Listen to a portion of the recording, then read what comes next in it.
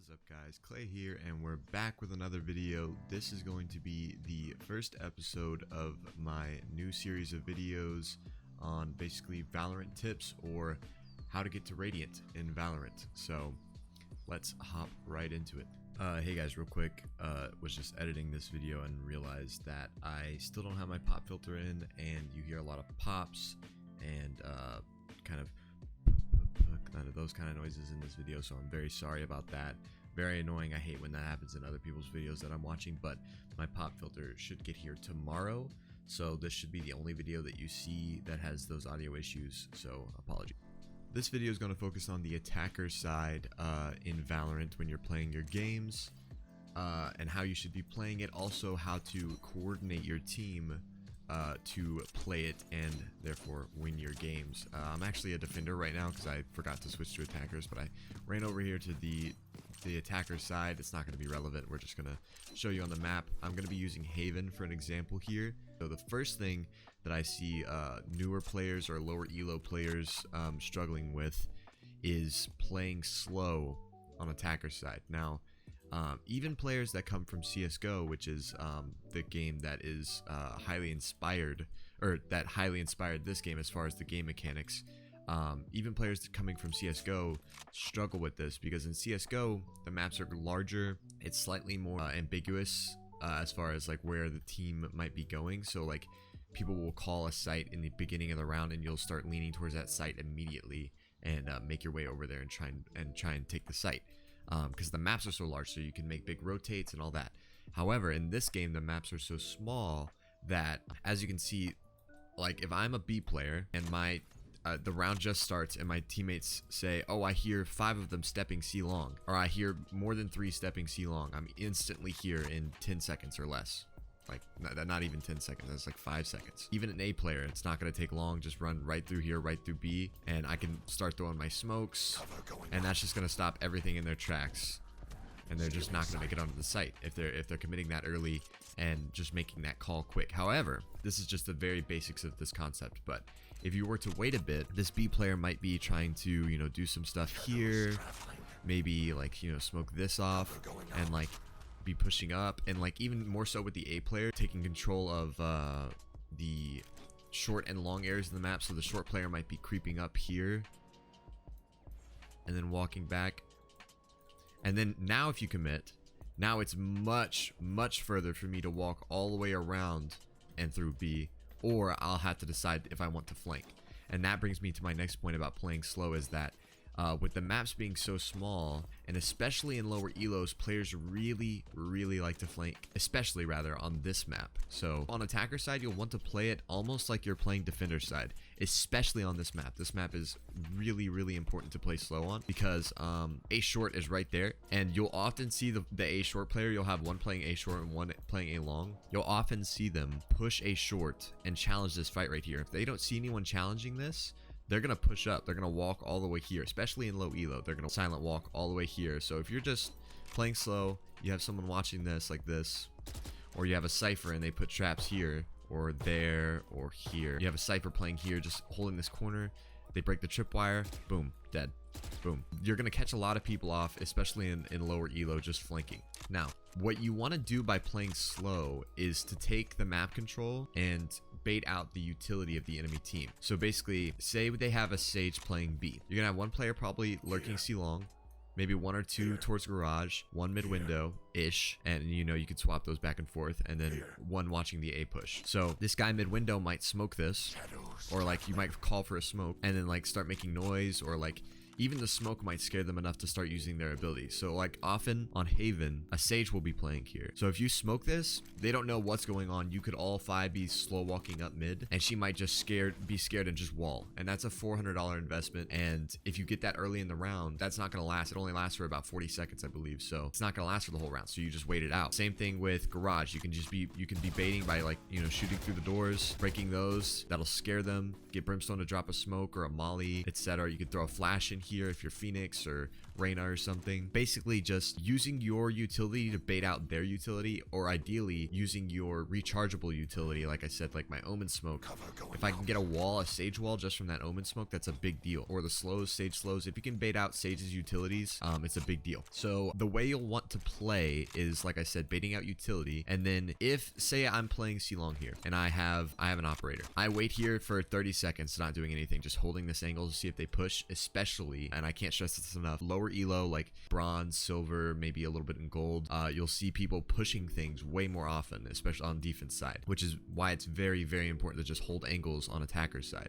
So say I'm playing here with an operator and I'm just waiting for them to push, and 30-40 seconds go by, there's a minute left in the round, they're not pushing, so I'm gonna take this peek. So I peek, boom, and he's here. Say I get that kill, I can call to my team, I got the C player. So normally they only play one C, you'll have one garage, one B, and 2A. So I got the C player. That's going to pull this person from garage to C, and it might even pull the person from B to garage. So you need to play off that. One of these three positions is going to be open. So now that I got this pick, I can call out to my team back up, and we can play off that. We can figure out who is missing. So if we figure out that the B person is missing, we could smoke these out and take the B site, and then it's free. Or if we figure out that the B player is still in there, they didn't rotate, but the garage player moved to C, then we take control of garage, and then we can go to B or C from there. And then the same thing, obviously, if no one rotates to the C site, we figure out that they're still in garage, they're still in B, we can just slow walk right up to C, and it's a free site. Another thing that is important to note from playing slow, if you're not getting picks and they're not necessarily wasting their utility on you, a lot of times if you play really slow, they might get impatient. Or if you have pressure, say like in choke points of the map like garage or mid, you might get someone on a lone site like C on this map, or like B on a split, or B on Ascent maybe, to pull themselves off. Like if a Cypher's playing here, they'll leave their cam maybe, they'll pull themselves off and go help garage or help B. And then so if you just like, this is a very aggressive play, but it can work really well in low elo. So if you figure out that this guy isn't here, or you think he's not here, he's not peeking, you've been peeking the whole time, he hasn't looked at you, and he doesn't have a cam up looking at you or anything, you can just walk up C long. And then like if it's a Cypher, there's probably going to be a trap here, which at the beginning of the round, it's good to just kind of not right there, obviously, because you can see you if they're right here, but like right here, just spamming that little portion right there, you'll kill his trap instantly at the start of the round, and then he doesn't have a trap here.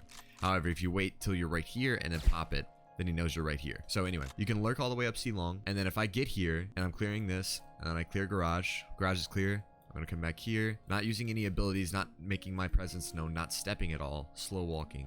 Now I'm on C site and I know that there's no one here. I call to my team, I say, start slow walking B, especially if there's plenty of time in the round. They should be, here in those general areas. I tell them, start slow walking C long. Because we know that there's going to be a player in garage, at least one, maybe two with the C player gone. So we know that there's going to be two in garage. We don't need to mess with that. So I just say, come C long. Or I say, if there's one C long already, I say, you guys take garage. I can blind window, whoever you're playing, depending on what you're doing, you can help out. I can smoke your window. Anyway, yeah, I can help you take garage, and then you can come garage to C. I can smoke this, and then it's a free site. So that's another way that you can take advantage of playing slow, is by just lurking and, finding out their tendencies and what they tend to do, and then like exploiting those. All right. Now, this is the next phase of basically the attacker's side, which is executing onto a site.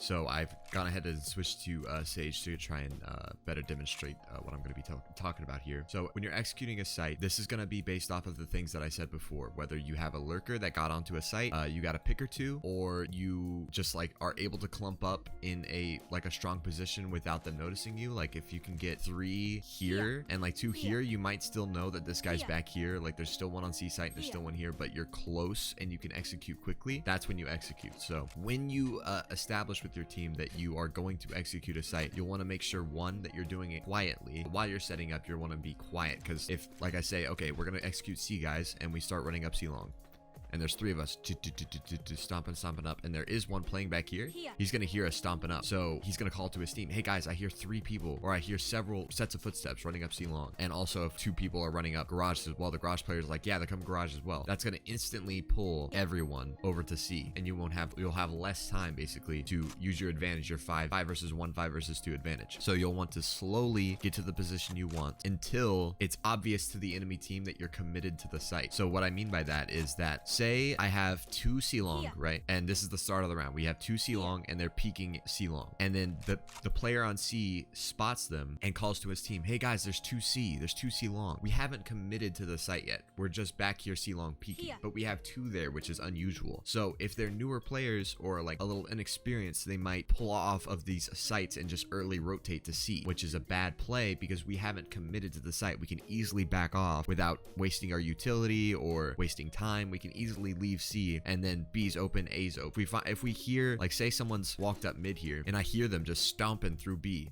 I say, guys, I hear a bunch rotating through B and CT. So I say, I'm gonna hold this angle, rotate to A. I have the B rotate. All you have to worry about is CT. So if they just start running now here, no one's gonna hear them. There's no one on A site. You just boom, boom, or there might be maybe one on A site if all but rotated but one. And then it's a 4v1 on A site, and I have this free rotate right here. It's a little dangerous because of mid if they push out garage, but you know, I have this free rotate. If I'm sure that there's no one in B, I heard them all stomping through and they went to back CT at C, I might come here and hold the rotate, or I might just skip that, come here, and then hold the full rotate, like watch my back here and then come here. And then I have everything. I have all this rotate, all CT, and then I can come back to here, whatever. So that is basically how you decide when you're executing a site. Now, an important bit of executing is that you need to be using your abilities, but you need to do them in the appropriate ways and also safely. And what I mean by safely is that in this scenario, we get this pick at garage, and that's our cue to execute because we have 3 here and then we have 2 C long. So we have 3 here and I just pop in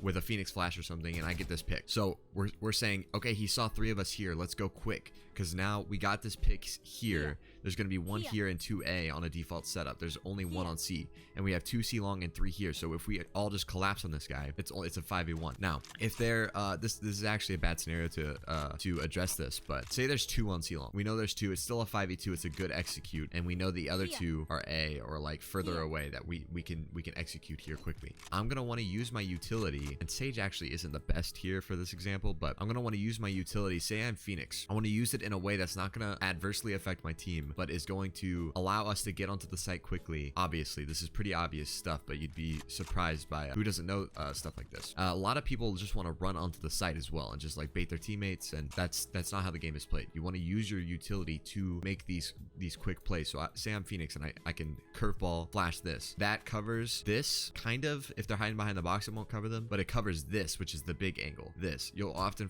see people here, and then occasionally you'll see people here, back there, and there. But I can clear a whole angle, this entire angle, with my flash, with my curveball. So Phoenix, boom, flashes, and then I'm wide swinging here to see if anyone's flashed. And then ideally my teammates are behind me covering these angles while they're running in. So Phoenix has these angles, and then I'm covering his back by watching these angles. And then you'll even have someone behind them gonna check this corner, because if both of these players walk out, Phoenix is covering this angle, this player's covering these angles, and then there's a player here that's a free double spray down. So ideally you'll have someone actually first come and check this while Phoenix is swinging here, double time, boom. So you'll want to do that in a way that you're not exposing yourself to the normal angles. So let's say I am here and I am Sage, which I am, and I want to slow CT. So if I know that there's one back here and maybe one back site, or I don't know that he could be on either one of those, I'm not just gonna walk up here, expose myself to this angle, that one, and this one just all at once, and then boom. That's not how it's done. You'll want to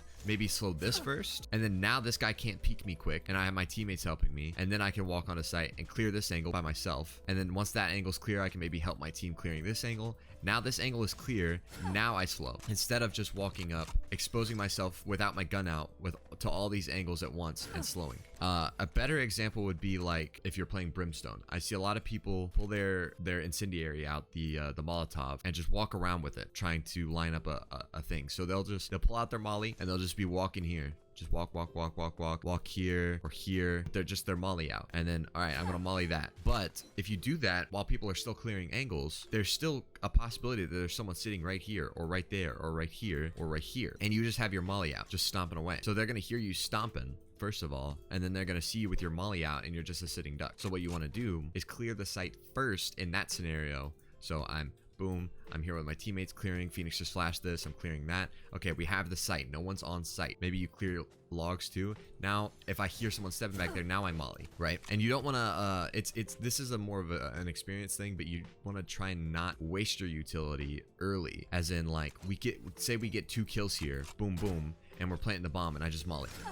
That's usually pretty bad because there's not going to be anyone there quick enough for that molly to take effect. It could be if you hear them stomping, then you molly, that's good, because then that's just going to delay them. Or mollying on top of, like, you hear someone walking through Sage slow, mollying on top of that is really good, obviously. But yeah, so the basics of what I'm trying to say here is use your utility in a way that clears angles for your team, but does not expose you to the angles before they're cleared. So in B, it's the same thing. You could be clearing this angle, and then I'm Phoenix. I'm gonna dip behind this wall, pull my flash out, and then real quick, boom, flash, like all at once, flash. And then this whole angle is cleared, this entire angle, and my team can then peek behind that, and I can hold this for them. So like you'll have one person here, one person here.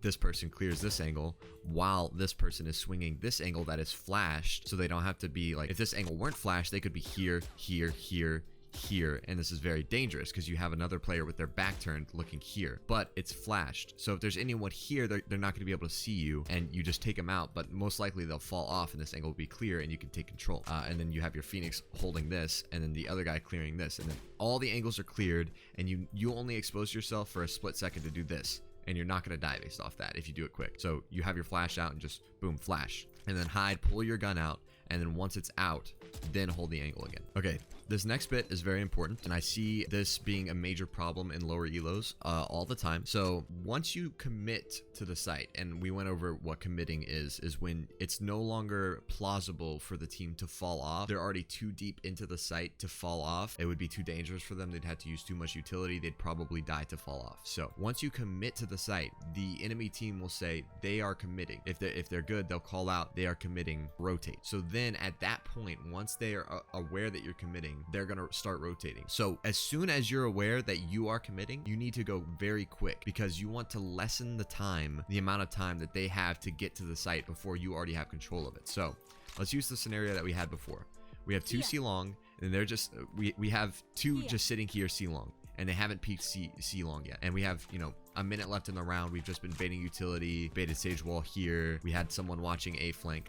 Now we're saying, okay, we're going to execute C site because we feel their C is weak. So we have the guy that's watching A flank come through window or something. We make sure this is blocked off, either their enemy Sage wall or it's smoked or something. And then, you know, have the A player come through here and gather up outside garage. Now we're going to say, okay, Phoenix flash in, or Reyna flash in, and they flash. We take the fight, and then if they're here, we get the kill. And if they see 3 people in garage running in with a minute left in the round, if they see all 3 of us running in, then that is pretty indicative of a commit. Because even if they don't know that the 2 people are C long, if 3 people are running into garage, you know that there's an execute happening, because it's too coordinated, it's too fast. And if they get the pick, it's more incentive to commit. So that player is going to call, hey guys, they're committing C. However, that's technically not a commit, as you could fake this really hard. So if you know that he saw 3 of you, get this kill, and then you immediately walk out, or like use some utility, like throw this here, use some utility to make them think that you're committing, and then walk out. And then they're gonna heavy rotate. You might be able to catch a rotator here,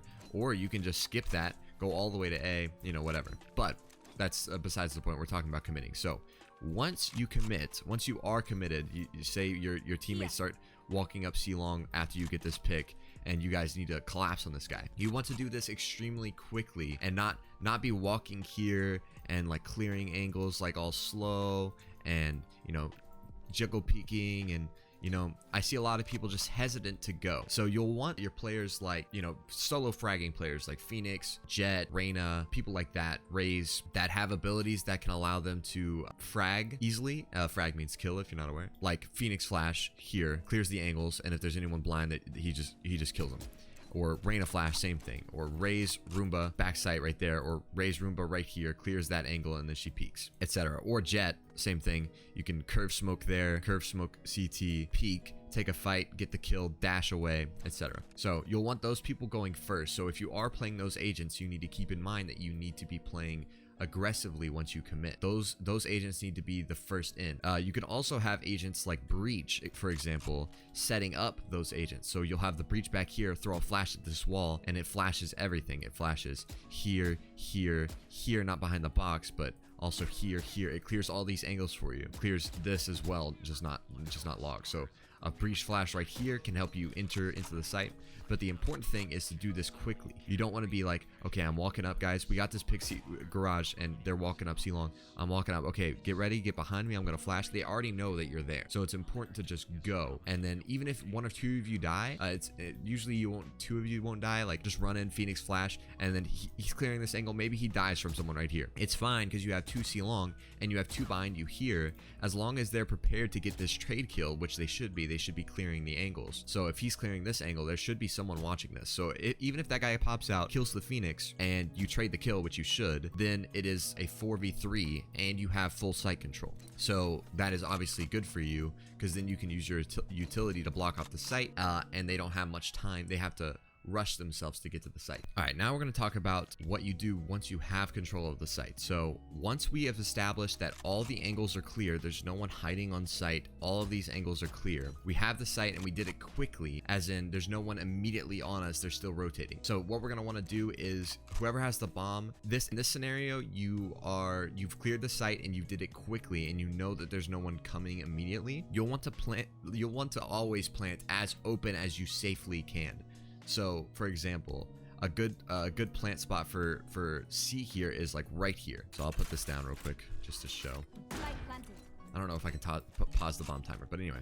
So now bomb's right out in the open. This is planted for long, basically. This is what you call planted for long. So you can come long, you can have someone here, you can have people back here, and even if they smoke this, you just ping it on the map like this, and then you can see that ping through smoke, and you just spam it. But also, I shouldn't have planted this, I guess, because I guess I can't pause the bomb timer. But also, you can see it from all these other angles. Like, you can see it from right here. You can see it from here. You can see it from CT. You can be hiding behind this box and peek it like this. This is for insurance, basically. Oh, look at that. Wow. Interesting. That is weird. I need to okay, back to normal now. I got my hands back. All right, so basically what that does for your team is that even if you guys start falling off and say I'm in a 1v3 but the bomb is down here, and I got to long, they're gonna probably smoke me off and try to get on the bomb, but there's nowhere that they can get on the bomb that isn't open. It's gonna be somewhere in this range. So my teammates are gonna ping where the bomb is, and I'm just gonna spray in that general area based on the center of the bomb, where the center of the bomb is. So for this example, that's a very good spot. Let's look at B. Basically, you'll want to plant, it sounds counterintuitive, but you want to plant in exposing yourself to as many angles as possible, because that's where the bomb goes down. So you'll want to have your team watching those angles, obviously, but in this scenario, you took the site quickly and you know that they're still rotating. So you get the bomb down very quickly and you have your teammates watching the angles. And we'll talk about what also you need to do on site in a second to establish the control of the site and be able to get the bomb down safely. But for example, in B, this is a beautiful spot right here. For the same example, you can see from mid window, you can see from that angle, you can see from this angle. I could be hiding cubby. We could have someone in this corner potentially.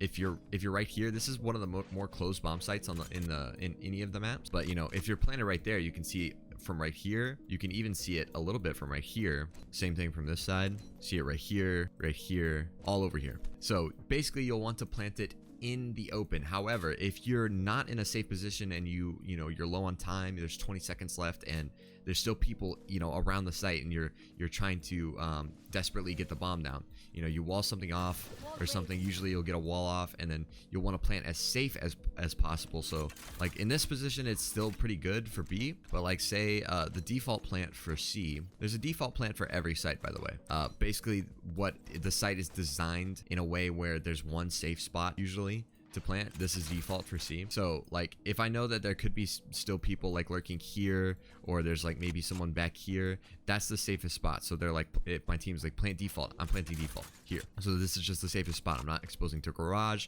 The only angles I'm exposing to are long and these wide swing angles. Okay, so once we get the bomb down, this is what's called post plant. This is the point in the round that's called post plant. So once you get the bomb down, you're in post plant. And while they're planting the bomb, you want to do this as well, or before so. Basically just use your utility where necessary to block off angles. So for example, when I'm Sage, my player gets the bomb down, and I'm just going to sit right here and wait for them to start making noise, because they're going to be running, because they're on a quick timer, because the bomb is going down, and they have to rotate all the way from those other sites. So I'm just going to be waiting for them to make noise. I hear them make noise, I hear them close to me here, I'm just gonna wall that off. And then say they start breaking the wall immediately. I hear like 2 or 3 sets of guns breaking that wall. I'm just gonna slow. So now the slow's on top of them. They're breaking the wall. They still can't push through even if they get the wall broken. You know, the slow's there. They're waiting. The slow's about to run out. I'll throw another slow. That was a little late. You want them stacked like to where it pops right as the next one pops. Or if I hear them garage, you know, same thing. I'll slow that. I'll wall this. Wall. They're breaking it. I slow it. Now they can't come that way either. You want to make sure with Sage slows especially that you're not messing your teammates up. But that's a different video. So you'll want to do these things where the timings work out for you.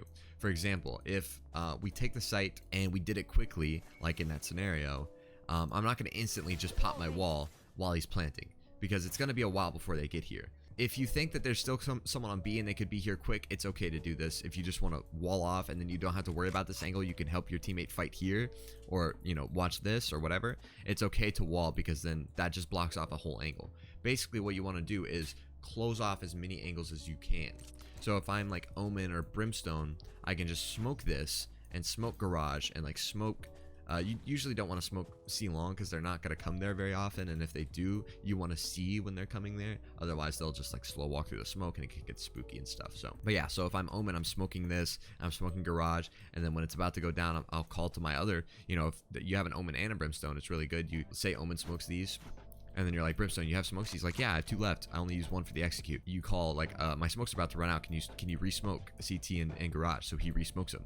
And then there's still smokes there, and you just watch the smoke push, and that's all you got to do. So taking control of the site is not only just clearing the angles, it's then using your utility to delay as long as possible for the enemies to come. And what this does when you are using your utility to slow them down, say I hear them there, they're breaking the wall, so I just throw this slow. Now it's slowed. Okay, they're gonna have to wait out the slow before they push. The wall's broken, but they're slow there. I'm gonna slow again. Okay, wait, hold on, we have to wait out this slow again. There's a smoke here. Hold on, we'll go after this slow, and then after that slow ends, Omen smokes. It's like, okay, wait, there's no time left. There's 15 seconds. We have to get on the bomb soon. We have to push through the smoke. So then it puts pressure on them to have to play quickly and basically play in a non-ideal way to get onto the site quick, and they have to just like get lucky and try and frag out and just aim well. You want to limit the dependency on aiming as much as possible. So you want to use your utility in a way where you have the advantage in the aim duels every time, which is why smokes are good, because if they're pushing through the smoke, you're going to see them first before they see you, etc. Alright, I am a rambler and I've been talking a lot. Hopefully I can cut this video down to a reasonable length. Yeah, that is the gist of attacking side here on Valorant and how to get Radiant. So yeah, thank you guys so much for watching. We should have a new installment of this series coming regularly until I flush out all the things that I want to talk about. The next video should be on the defender side, so stick around for that. Please leave a like on this video if you enjoyed it, and subscribe if you want to see the next one. Also, check out my Twitch in the description below. I've been streaming there almost every day at various times, so just go give it a follow, maybe turn notifications on if you want to know when I go live. So see you guys there. Thanks.